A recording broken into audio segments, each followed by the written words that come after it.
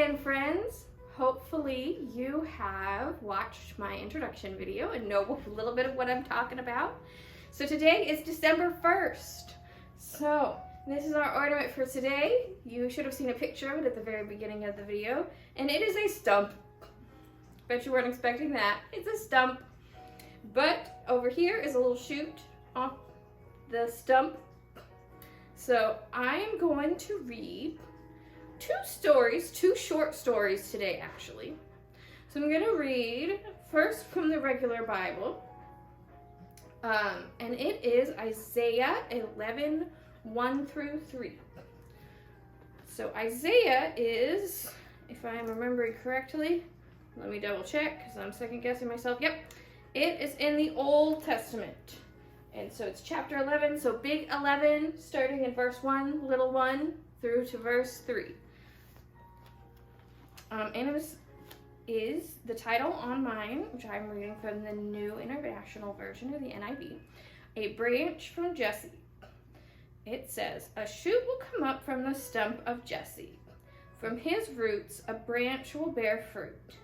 The Spirit of the Lord will rest on him, the Spirit of wisdom and of understanding, the Spirit of counsel and of power, the Spirit of knowledge and fear of the Lord. And he will delight in the fear of the Lord." And so what that's talking about is not literally a stump, even though our picture is of a stump.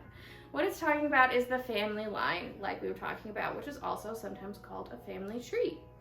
So it's saying in Jesse's family, the stump, which this could probably be a picture of a whole tree, but since it says stump in the Bible, we just use a picture of a stump.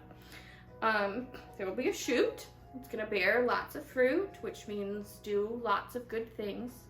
Well, it's a bear good fruit. You can bear bad fruit too, but this branch is going to bear lots of good fruit. And can you guess who it's talking about? I'm going to give you a second to guess. Jesus. They're talking about Jesus. So that means Jesse is part of Jesus's family. And saying in a long time, Jesus is going to be part of Jesse's family. And we are also going to read a story from our storybook Bible. It's the first one in here, which this actually talks a little bit more about creation.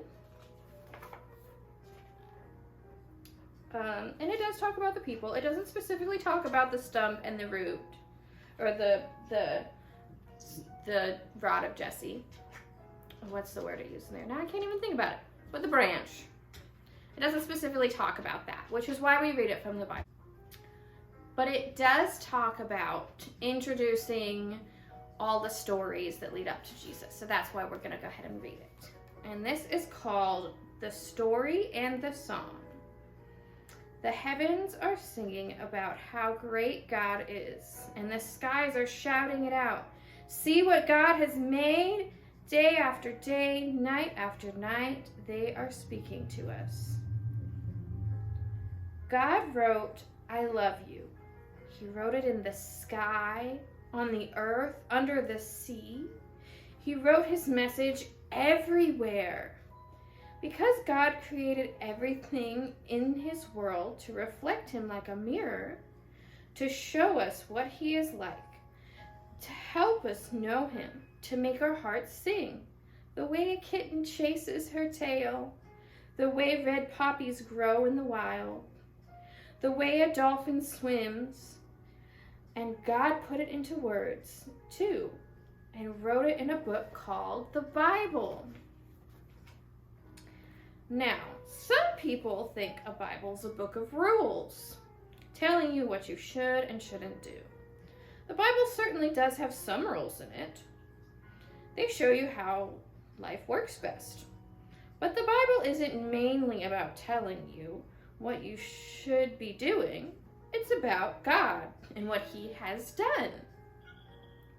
Other people think the Bible is a book of heroes, showing you people you should copy. The Bible does have some heroes in it, but as you'll soon find out, most of the people in the Bible aren't heroes at all. They make some big mistakes, sometimes on purpose. They get afraid and run away. At times, they're downright mean. No, the Bible isn't a book of rules or a book of heroes. The Bible is most of all a story. It's an adventure story about a young hero who comes from a far country to win back his lost treasure. A love story about a brave prince who leaves his palace, his throne, everything to rescue the one he loves. It's like the most wonderful of fairy tales that has come true in real life. You see, the best thing about this story is it's true. There are lots of stories in the Bible, but all the stories are telling one big story. The story of how God loves his children and has come to rescue them. It takes the whole Bible to tell this story. And at the center of the story, there's a baby. Every story in the Bible whispers his name. He's like the missing piece in a puzzle, the piece that makes all the other pieces fit together. And suddenly, you can see a great, beautiful picture. And this is no ordinary baby. This is the child upon whom everything would depend.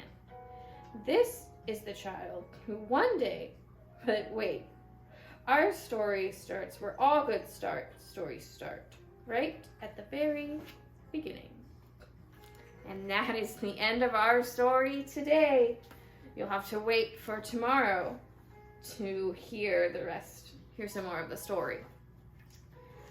So we're gonna hang our ornament up, our little stump. We're gonna put it on our dressy tree. How about right here? Does look like a good spot to you guys? Alright, great. And thank you so much for listening and hanging out with me for a little bit. And you'll have to watch out for the video tomorrow so you can hear what comes next. I love you very much. Merry Christmas. Bye.